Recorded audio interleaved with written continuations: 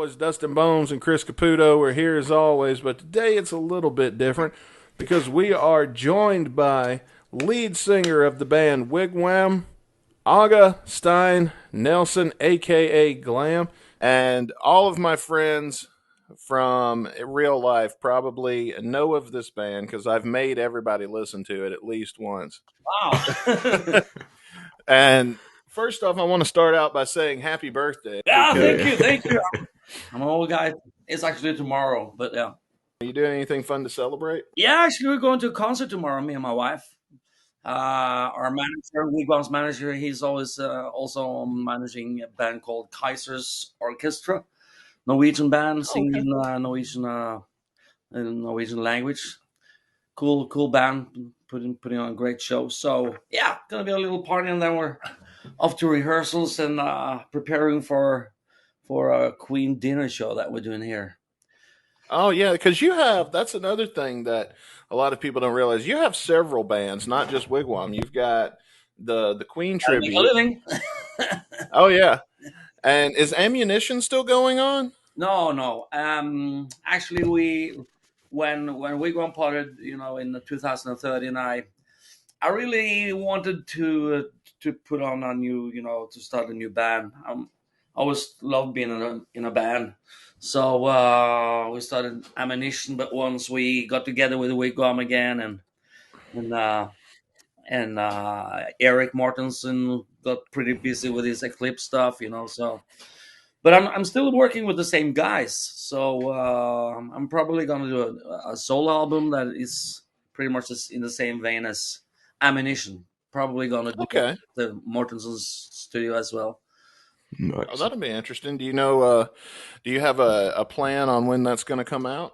Probably 25, I guess, because we're working on a new Wigwam album for next year.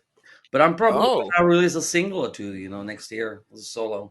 And the oh, that's interesting interesting. thing is that when we started Ammunition, I was supposed to make that a soul album because that was the time when Wigwam started to kind of break up, and I went Mhm. to Eric's place for him to produce my demos.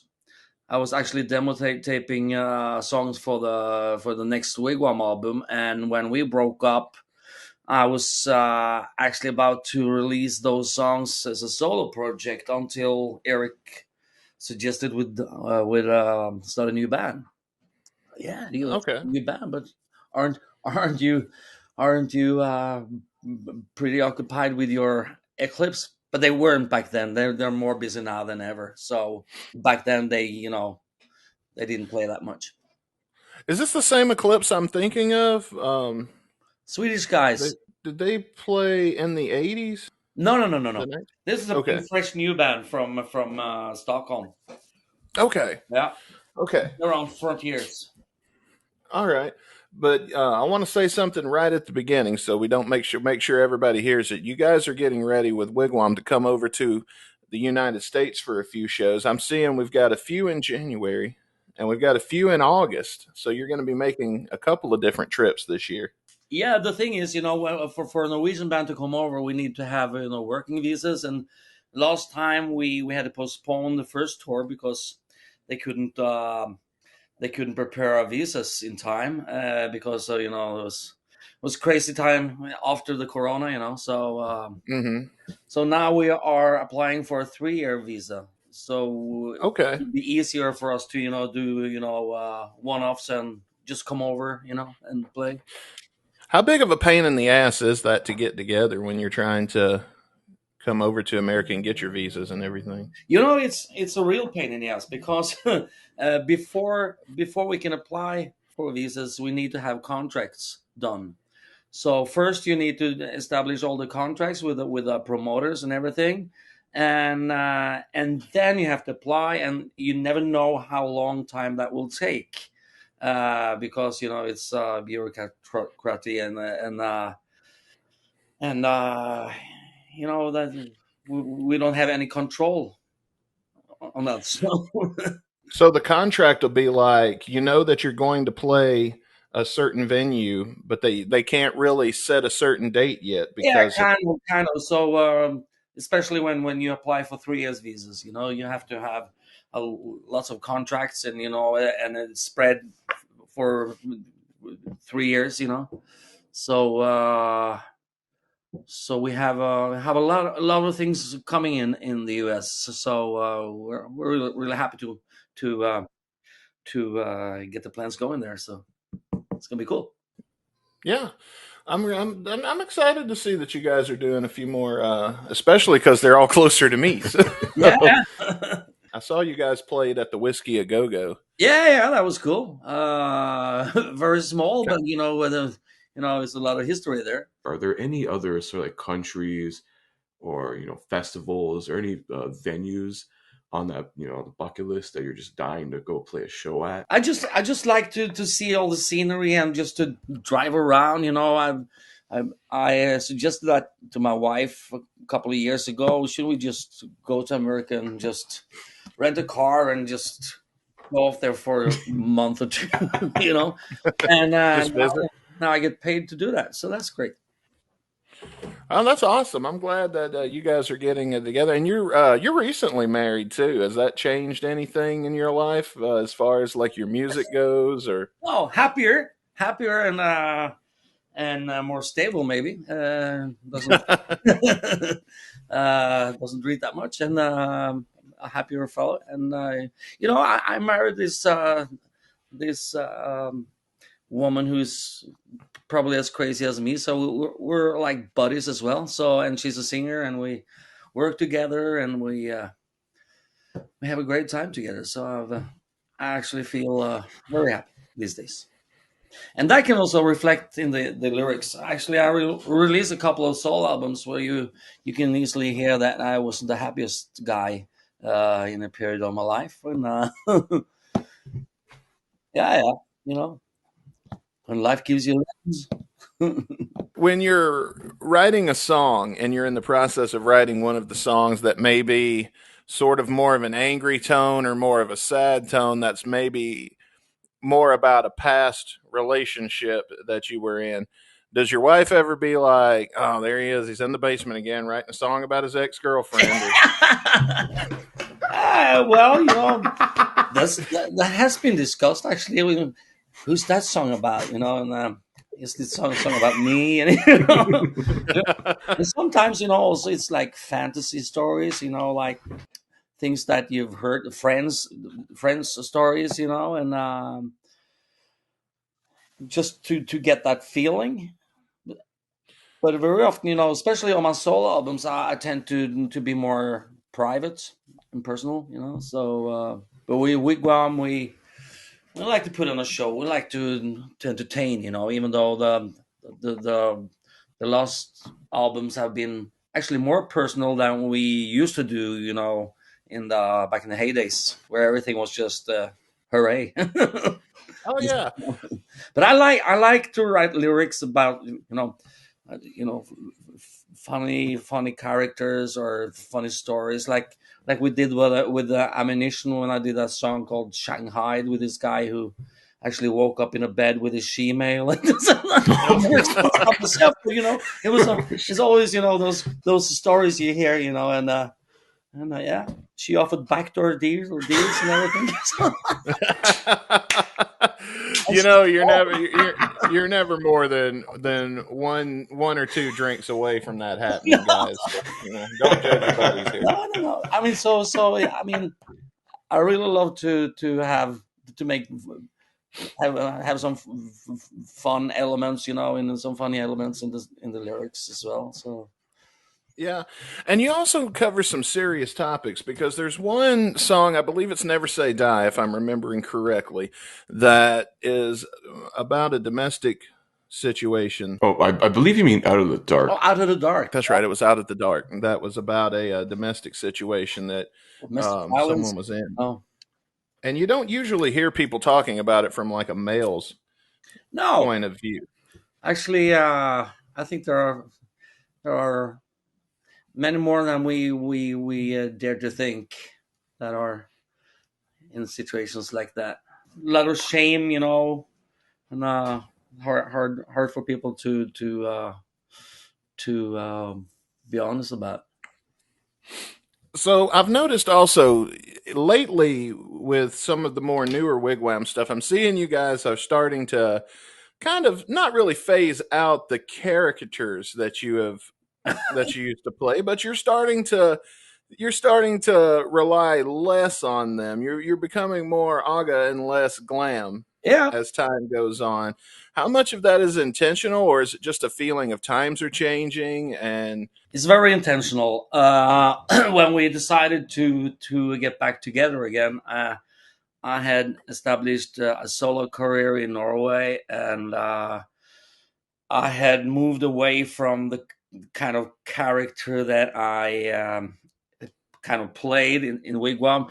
I mean, in the start of Wigwam, remember we were kind of like a parody band, kind of like Steel Panther, um, and um, and I played this character Glam because we were like 35, 36 years old, and we thought nobody wants to see these old guys, family fathers, playing rock and roll, So let's make this kind of a fun thing, and we did that. And we only played cover songs in the start, So in the beginning, so we just created these personas and had a lot of fun with that. And then suddenly we started to write original material, and we were kind of stuck in that image. And especially me being a front man, Yeah. uh, it was a lot of pressure on me on being that crazy Glam character. So and I played him well. I took it seriously, and I maybe took it too seriously because it fucked up my marriage, and in many ways it also fucked up my life because I was drinking too much and not taking care of myself. And when we actually in 2010 it became better, but then of course we broke up in 2013. After that, I had like many years of my life where I been, I had uh, what do you call it, counseling, when you go to see a therapist, yeah? to actually clean up my mess and to work on my everything Well, to still be standing. yeah, So it took a lot of work and to get there, because back then I was my soul was pretty dark. And when I actually you know got myself out of this mess and moved on, when we were getting together with Wigwam, it kind of I had so many bad memories from my own experiences in my own personal life that I didn't want to be associated with that persona. Maybe now I'm dealing with it in a total much better way. Now I can, you can call me Glam if you like. I'm I'm more secure now, and we make these songs in a different way these days, and we don't need to put on to try to be someone we're not. That's you've been able to separate the two, and the band has become more popular than with or without the characters, so they're not really needed. no, Is no, what I'm. exactly. And I actually think that people appreciate it more now. They see that we're just normal persons, normal people living our lives. Back then, I couldn't even tell. I couldn't be official with being married. We were reversed. Everything was secret. We were Oh yeah, from planet somewhere. uh, yeah. So, that's pretty hard, especially when you meet your fans with your little 6-year-old daughter, and you don't know who am I to be now, her father or their oh wow. their idol, and yeah, that's pretty hard. That sounds like it would be. Well, let me ask you this. So I want to go back a little bit, and I want to ask you about this. So you kind of started out not really in the rock and roll scene, but more in like sort of a musical scene. You played in a musical called Hair, where you played the character Wolf, and that's kind of, I guess, where you sort of got your first taste. This is way back in like '92, where you got your first taste of being on stage. How much of the acting role that you had over there did you take with you to sort of influence your stage presence and what you would do later on as a rock star? Well, it's not actually that. I actually started with the rock and roll bands. I played Oh, in hard rock bands from 1984, and we had pretty much the same style. We loved the Dokken back then, and that's the kind of style that we did. And then suddenly, but we never got anywhere. So we were too young, and weren't too good. So when I was offered doing different kinds of shows instead, singing in a different way, I actually did that. Even though that was my dream, it was my dream to be in musicals either. But when I when I was offered roles and jobs like that, I took them, and I learned a lot from it, and I also learned to appreciate it, and it helped me meet new musicians that were actually on another level, and started new bands, and but it was at the same time. It taught me also how important the showmanship, and the preparations behind putting on a show and everything. Because when we started with Wigwam, I had already done so much musical work, and put up my own productions and stuff like that. So I remember we were gonna have like some naughty nurses in a limo coming in and everything, so like a theatric opening to the show and stuff. And I remember the guys and me were sitting down after the sound check, and or I think it was Burnt Flash, the bass player, saying, "Oh, we'll be good to go up now and have a beer and just relax us." Now we have to rehearse for the opening thing. And the opening thing, he's just gonna come in there with a limousine, yeah, and everything has to be timed. You see, because yeah. it looks pretty easy, but you have to time when is the car actually going to move, when are we going out there in order to reach to our instrument when the intro is over and the car is every those small details, and they were kind of angry with me, thinking I was hopeless to work with. But then they saw how much planning we needed to actually get that going. I remember us sitting in the limo, and yeah. So when are we going now, guys? This was so easy. Yeah, we go now? No, because somebody has to tell someone to open the fucking door for us to drive in, and that has to be.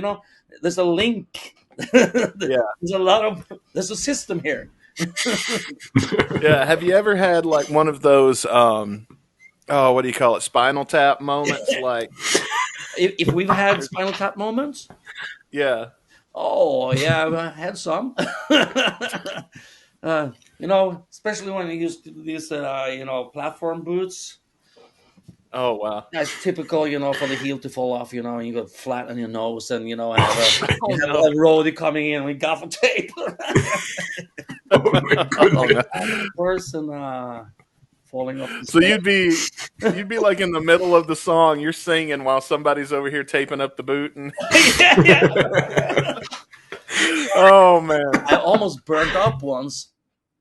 We were doing this big show in Oslo Spectrum, and it was during the break in Eurovision Song Contest, the Norwegian final, and we had won the year before, and we were doing this performance there, and I suggested that somebody should come in from from the roof, flying over the stage, and it ended up being me, of course. And I'm afraid of heights.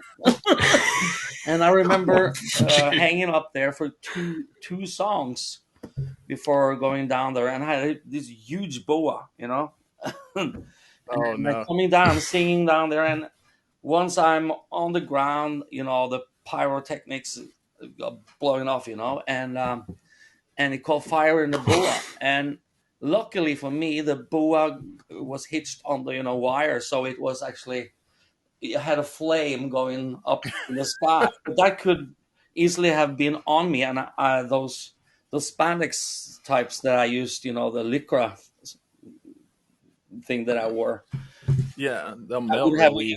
I would have my whole body would have burned. Shit. So Yeah, it kind of you'd scary. probably be better off not having on nothing at all rather than spandex. Yeah.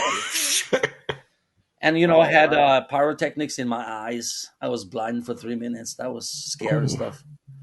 Oh no! And did you just keep going? Like, No, I had I had organized every pyrotechnic, everything. I knew every moment that was gonna be done by pyrotechnics. So our guy who did the pyrotechnic, he was so secure that I knew every shot. So right? there was one moment that he was actually sitting with his back to me and just fired off, and I was actually just like right over it, so it right in my eyes, and that was Oh it wow. hurt like hell, and it was black, totally black. I just went backstage and got some water in it, and I was like, that was a very scary moment, man. Wow. Oh wow. Yeah. Does the makeup or anything, is any of that flammable, or does Uh, that make it worse? luckily, maybe it was in the end of the set, so we probably had been Oh, cutting it off. oh, okay. For me, maybe. Well, let me ask you this. So, you guys first really started. One of the things, if you search Wigwam, one of the first things that's going to come up is when you guys were in the Eurovision contest Yep. and you represented Norway. And to Americans, I think that might be, we don't really have anything like that over here. So it might be kind of lost on some people how big of an honor it is to be asked to participate in something like Eurovision. How did that go down? Oh, it was actually, it's a competition, and the Norwegian audience will vote for which song to represent Norway, and we won. So it was a big honor, and we actually participated the year before. We were releasing our album 667, The Neighbor of the Beast, which was literally recorded on a cracked Cubase in Tron, our guitar player's bedroom, Oh, wow. because we didn't have a deal or anything, and nobody cared about this kind of music, at least not in Norway back in those days. And but we managed to produce our first album, and we got this deal, and it was pretty hard, man. And I remember I sent to the Norwegian Broadcasting one of our songs called Crazy Things, and we were invited to an audition. Back then you auditioned the songs, so we came in there in full makeup and gear, and we never thought, never in our lives would think that we would actually get that gig. But we hoped we could get some, the corporation gigs and stuff, parties that we actually played back in those Sure. days. But they really loved us, and we participated with that song, and we made number 3, and the whole country was like, "Wow, cool band," and that was such a great promotion for us, that we managed to have this great tour in Norway, and could actually do this for a living.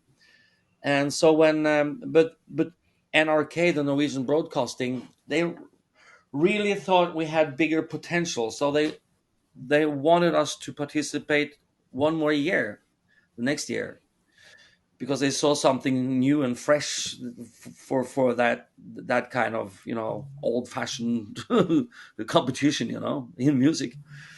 And we actually told them no. Been here, done that. Now we have established this band, and now we're trying to work on the same terms as other bands. But they really didn't give up, and we could pick which song we like. So and we did that, Okay. won the whole shit, and and that was a massive year, man. We never thought that we would win, so we had booked this massive tour already because we were going to the final again, and after we won, we tripled that that tour. So that album that you that was on in my dreams was on. Hard to be a rock and roller, right? Hard to be a rock and roller. Yeah, there's so many other songs that are also on that album that, in my opinion, at least my humble opinion, for what that's worth, are on the same caliber of a song like "In My Dreams." What made "In My Dreams" stand out more to be the song of choice that would go on to be your?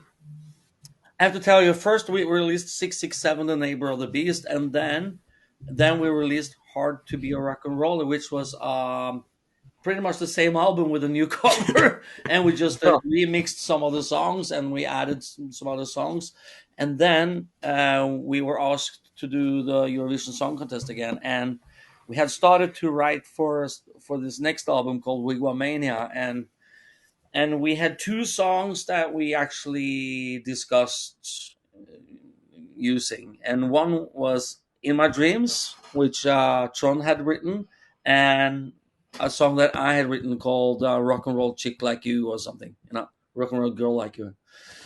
And I really wanted that song. I thought that was much cooler. Of course, we fought for each other's songs, and I remember telling Tron that I can't hear the hit in this "In My Dreams" song because it started with in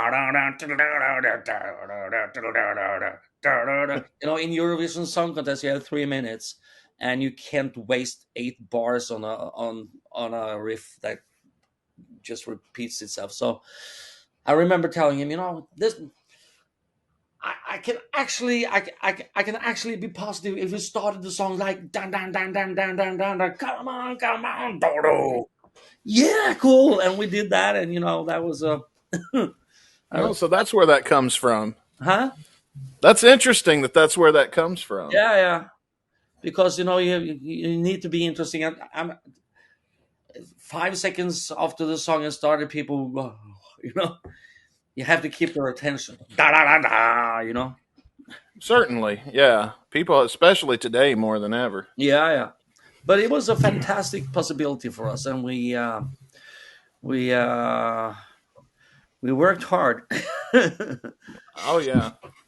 How did Wigwam first come together? We were a bar band. Tron Holter, he was a famous guitar player throughout the whole 80s, playing with Ole Evenrud, who was a big name in Norway. He actually moved to New York for a while too. I think they had some major labels signing them, back in the days.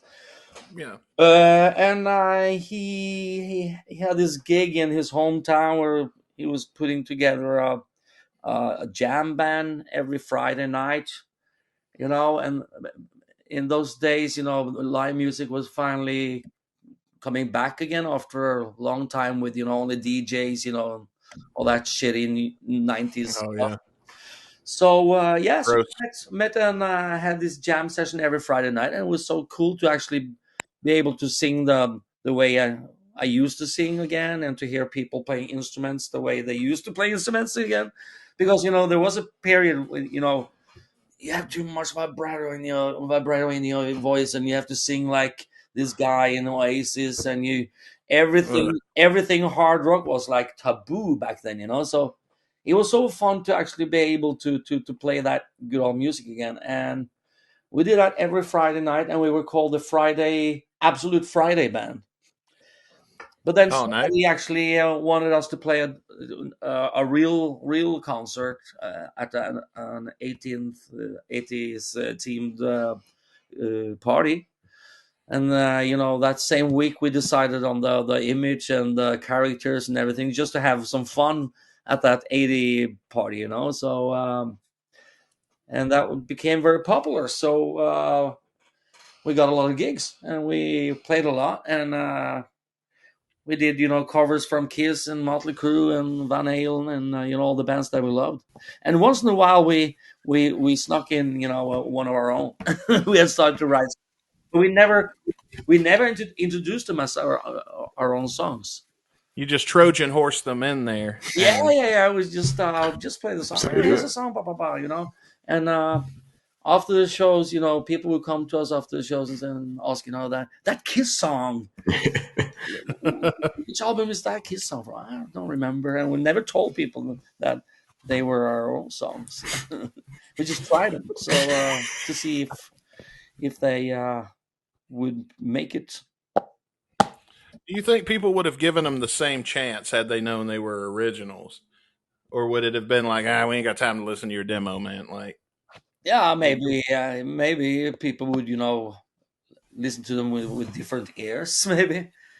yeah. Because they thought we introduced them as our own songs, they were probably thinking they were classics, so they had to know the lyrics. So we had actually people were singing along to songs they never heard. That's kind of brilliant. That's I remember "Blessed Tonight" was one of those songs. "No More Living in Lies," "No More Living on Lies," and "Blessed Tonight."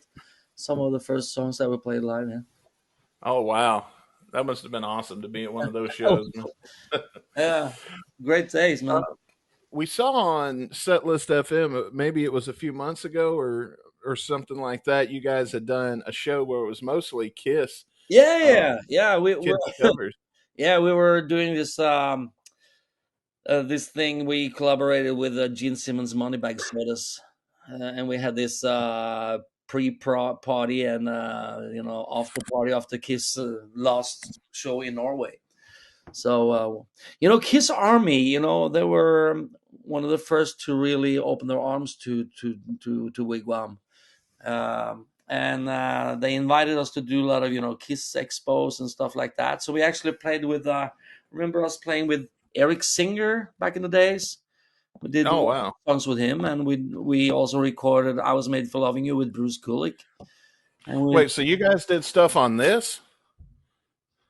No. Those expo, gatherings. Oh, okay, yeah, okay. So and during those parties, Eric Singer, some of the Kiss guys would show up, and they play acoustic and sign stuff, and we were invited to do some of those parties, and so. Yeah, Kiss is a band I know we mentioned quite a plenty on this podcast. I mean, second only to Guns N' Roses, obviously.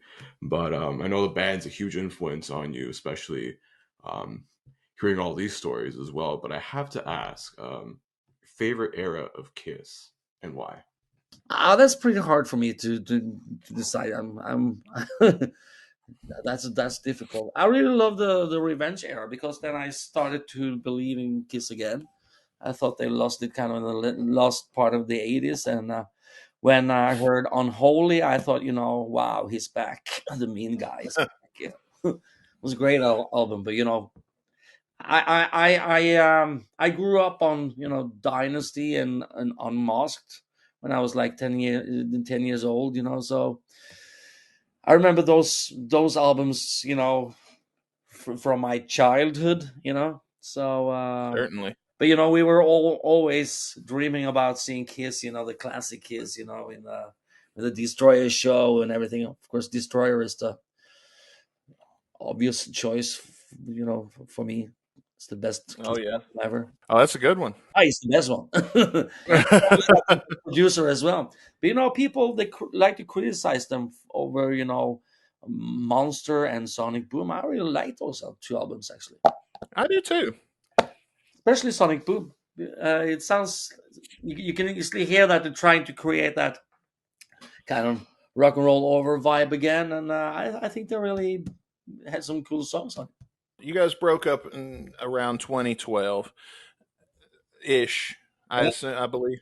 After we had broken up in 2013, it was like 5 years we never saw each other, never talked to each other, and then after a while I met Tron, and we started to become friends again. We had lots of deep conversations, and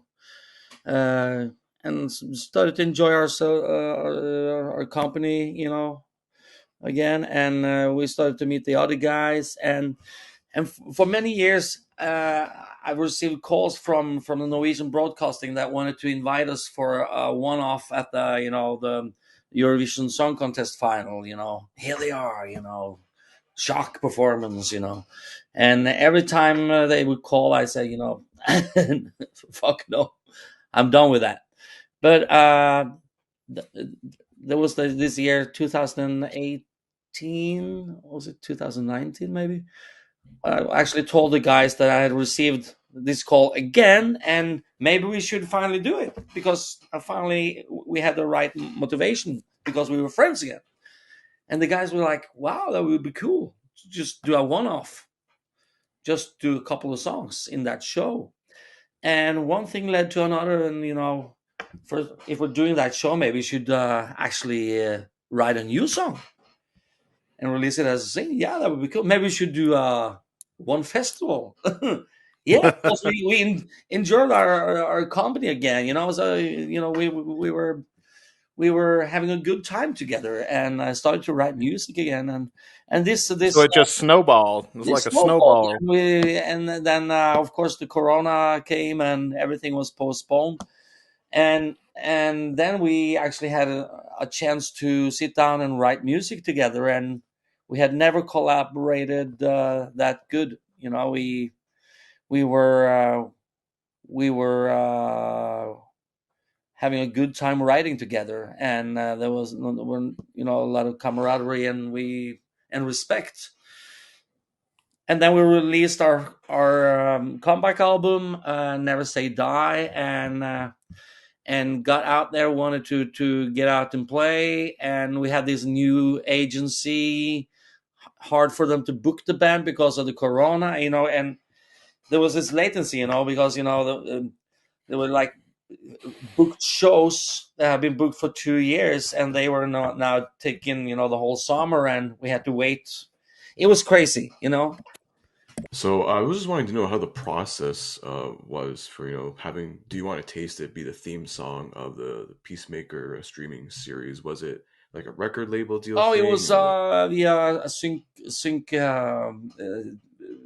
label, kind of, yeah, through the publishing. Yeah. And they didn't let us know what it was. It was for. They told us they wanted to check out the songs and wanted all the stems, the layers. Mm-hmm. We sent them the multi tracks and everything so they could play with, and we thought it would be like something like maybe a commercial or something. Oh. And then we heard there's something called Peacemaker and and the Suicide Squad, and wow, cool. So when all of that blew up, what was your reaction to that intro going as viral as it did? Oh, it was mixed emotions really, because 3 days before the premiere, our agency decided to leave us. Your manager, your management just our Norwegian agency, our management. So they decided to drop us, and I saw that by an accident. I was actually just online and just checked out their website, and well, aren't we among their artists anymore? Even though we had a contract saying that they would have that in the contract it says they have to give us a 3 months notice. They had literally just thrown us out, and I called these guys, and what are you doing now? There will be a premiere now on this HBO thing called Peacemaker. That won't have any impact on the sales. They said. Oh. Yeah. Oh. And then suddenly everything blew up, and I remember I had this interview with Billboard magazine, and I told her that story, and she really wanted the name on this agency and the guy, the the agent that has dropped us, because she wanted to interview him. So, Oh, wow. you're the crazy guy, What a stupid decision that was. Yeah, Because exactly. did they try to come I crawling remember back? I sent a mail to their main office in Stockholm with him and the Norwegian company on copy, saying, are you really sure you want to drop this band now? And you could see all the curves, rip. Oh, yeah. And then he started to call me, no, we really want you back. We really want you back. Okay, but then maybe we should have a meeting. But we already have decided on someone else, of course. Just wanted to. He was one of that last. Fuck Yeah. Oh man, I hate that. I kind of hate that happened to you, because it's got to be a heart wrenching feeling. But then at the same time, to immediately get that "fuck you" power, then I love it when somebody sticks it to the man. And then suddenly we had interest from this company called Arm Entertainment in the US that was taking us under their wings, and they do the management for Winger and Warrant and Brett Michaels and Lita Ford, Dokken, so I think we're in the right company there, and hopefully there will be some package tours to go along with some of the tours that we're coming on. So, oh, that'd be awesome to see, like Brett Michaels and Wigwam, and that would be Lita awesome. Ford. Yeah. That'd be a hell of a shot. I'd buy that ticket. I wouldn't even think twice. Mortgage, fuck it. Yeah. So we're really and hoping we can get back to the US as often as we can. Of course, it's we all the people that we met down there, our fans down there, they're so enthusiastic and know all the songs, and we're really taken by surprise, and it's we really appreciate how well we have been received. Really, because before that, you never toured America. No, You guys had never been here. I did the Rock and Skull Festival outside of Chicago with Ammunition back in 2015. I think that's the only time I've been over to the US to play. And was there anything that happened during that time that kind of maybe soured you on the notion, like, well, there's not any money here, there's, it was hard to, being a Scandinavian band coming to America to play is very hard. I mean, you Americans, it's so easy to come over to Norway, for example, to play. You can also, just come over and play, and you can. You get your fee in cash, US dollars. For us to come over there, first you need to have to be signed by a company. Then someone is an American company is gonna take care of everything, and you have to pay a lot of money to actually get the visas. So it costs a lot of money. The first tour we did cost more than it paid off, of course, but at the same time it opened the door for us to apply for a 3-year visa, where we will pay the same amount of money for 3 years that we paid for a 2-week tour. Wow. Oh wow. Yeah. That's wild how that works. That's pretty wild. Because I'm seeing also, like, that classic rock sound that you guys have. it's starting to kind of make a comeback. You're seeing it with other bands like Dirty Honey. Even though I know they're a joke band, Steel Panther is blown up because fans respect their ability and that they can actually deliver. And you guys kind of fall into that new classic, what I have coined the new classic category. Wow, yeah. Alongside there, has some of that style of music started to make a comeback in Norway also?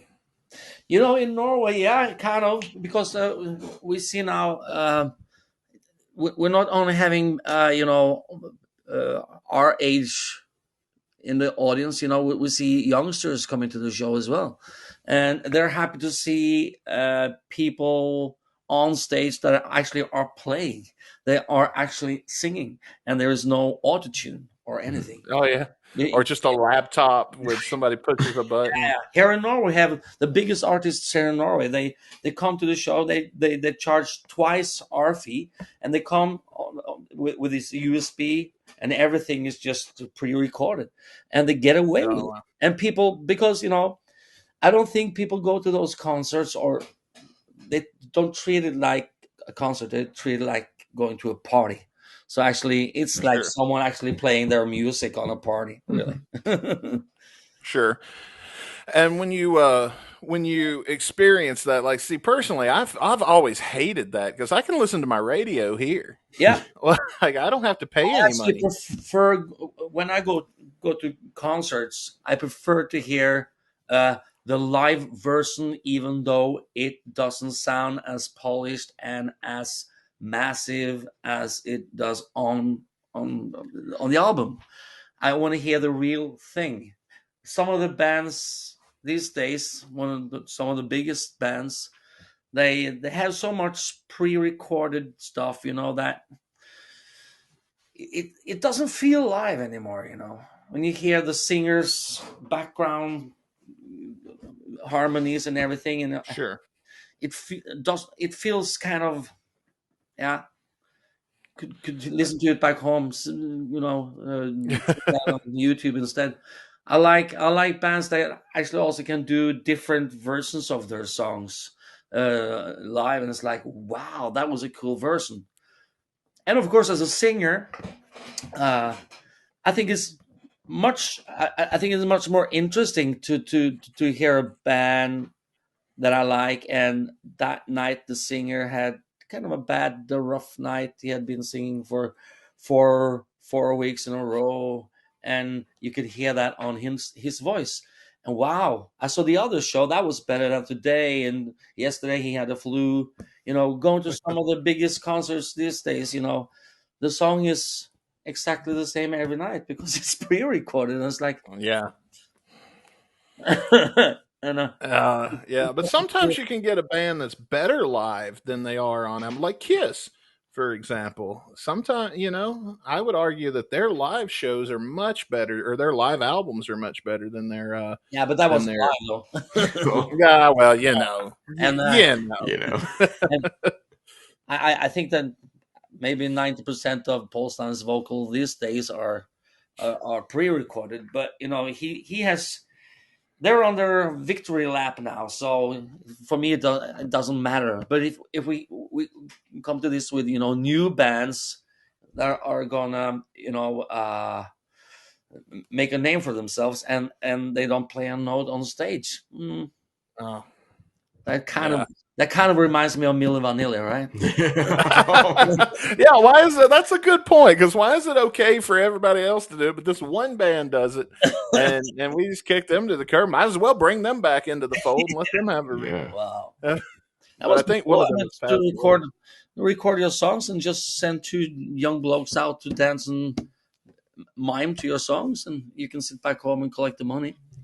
Yeah, I never understood though why Milli Vanilli didn't just go, "Sorry, I had a cold that night," and then just kept on making their money. Like it would have been so simple. Sorry about that. I had a cold that night, so we lip sync. The real Milli Vanilli band, they released the albums after that, and but they never got any popular. There's a reason why they never got the deal, because they didn't look the bit. They sounded a bit, and yeah. Oh yeah. Have you guys ever, speaking of live music and stuff like that, have you guys ever considered the release of like a live album or maybe even a DVD? Yeah, funny you bring that up because me and Tron was actually talking about that the other day. How cool it would be to release a live album again with his new albums, new songs. We released live in Tokyo back in 2007, I think, Yeah. and we also released that as a DVD, and we also had some live stuff on that Rock and Roll Revolution DVD that we released in 2006 as well. But Okay. it's time to release something new again, yeah, something live. So Hell yeah. maybe after next studio album, because then we have three new albums and we have a lot of material. We Do actually, you record? huh? Do you record your live shows when you tour? Not on multi-track, but sometimes our sound engineer records some stuff, for us just to listen to. But we're actually thinking about maybe doing something in the US. That would be cool. Oh, that'd be neat. That would be awesome. Oh yeah. And that's me speaking selfishly because I'm here, so and I want to go. So that'll be. It's been fun. I mean, these days it's so much easier and to bring out to record stuff on multi-track for a live show. Yeah, you just take a laptop with you, and Yeah, but it would be cool to have some cameras as well to actually make it visual. So no, that'd be awesome. I would look forward to that, and of course we look forward to anything you guys are going to release in the future because that's cool. so far, I mean, it hasn't nothing has disappointed yet. So Oh, thanks. it's very rare that you find a band that just hits as often as Wigwam does, and it stuns me. I cannot believe that more people don't know about this. I don't know how that's possible. But Now we never had anyone working with the band, in America, and we were when everything kind of happened with the Eurovision Song Contest stuff. We were living in a country where the fees were very big for a band like us. So we went for the money back then, and we actually we turned down a lot of offers to do shows in Europe and elsewhere because they didn't pay. So we thought, this is our chance to actually earn some money. So we did that instead. We actually turned down Sweden Rock Festival as well because it didn't pay shit. So we thought, are we going to Sweden Rock Festival to pay for peanuts or play for peanuts, or are we doing this show to pay us a lot of money? We go for the money. So, but later, but then later we actually we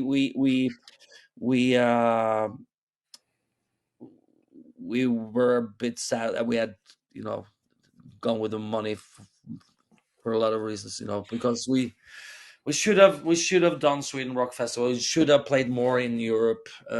We should have gotten ourselves a European agent back then, and actually worked harder to get outside of Norway, because we played so much in Norway that actually at the time we could see it drop.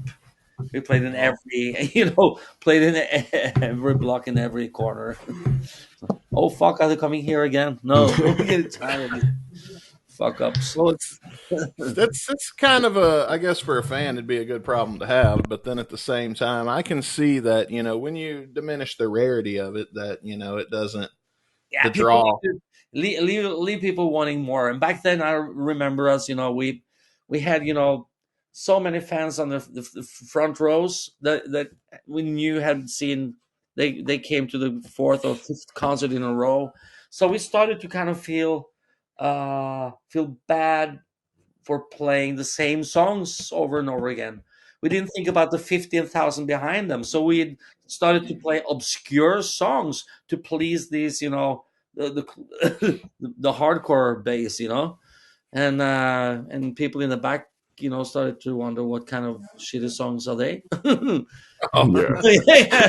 Not that they were shitty songs, but they hadn't heard them so much. So Well, that's the thing, though, that even like fans don't really think about is that there really are two brackets of fans. You've got your diehards to please, but there's not many of those, no No. matter who you are.